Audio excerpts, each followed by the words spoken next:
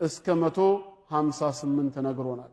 157ኛው ላይ وقولهم إنا قتلنا المسيح عيسى بن مريم رسول الله እኛ የመርየም ልጅ አልመሲህ ዒሳን ገደልን በማለታቸው ምክንያት አይሁዶችን ረገምናቸው።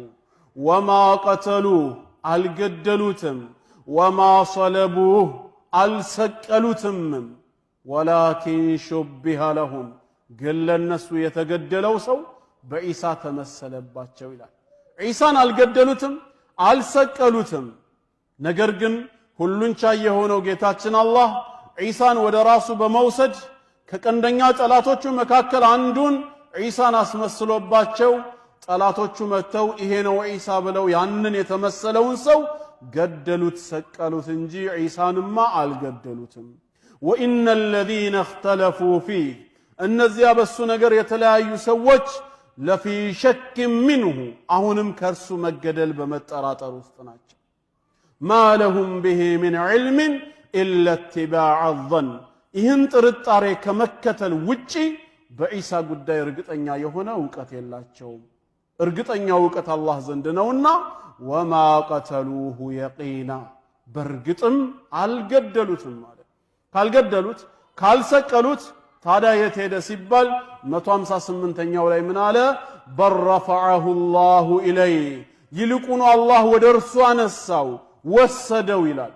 ወካነ አላሁ ዐዚዘን ሐኪማ አላህ አሸናፊ ጥበበኛ ጌታ ነውና ይላል።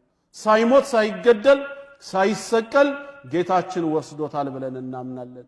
አስቀድሞውኑ ቃል ገብቶለት ስለነበር ከምድር አነሳሃለሁ ወደኔም እወስድሃለሁ ስላለው ሱረቱ አሊ ዒምራን ቁጥር 55 ላይ በሱረቱ አሊ ዒምራን ምዕራፍ 3 ቁጥር 55 ላይ ወኢዝ ቃለ አላህ ባለው ጊዜ አስታውስ ያ ዒሳ አንተ ዒሳ ሆይ ኢኒ ሙተወፊክ አይ ቃቢዱከ ሚነል አርድ እኔ አንተን ወሳጅህ ነኝ፣ ወራፊዑከ ኢለየ ወደኔም አንሺህ ነኝ፣ ወሙጠሂሩከ ሚነል ለዚነ ከፈሩ ከነዚያም ከካዱት ሰዎች ከጉርብትናቸው የማርቅህ የማጠራህ ነኝ ብሎታል። በዚህ ቃል መሰረት ጠላቶቹ ሊገሉት ሊሰቅሉት ሲፈልጉ ዒሳን ምን አደረገው? ጌታችን ወሰደው አነሳው እንላለን። አልሞተም ነው የምንለው። አይሞትም ግን እንዳንል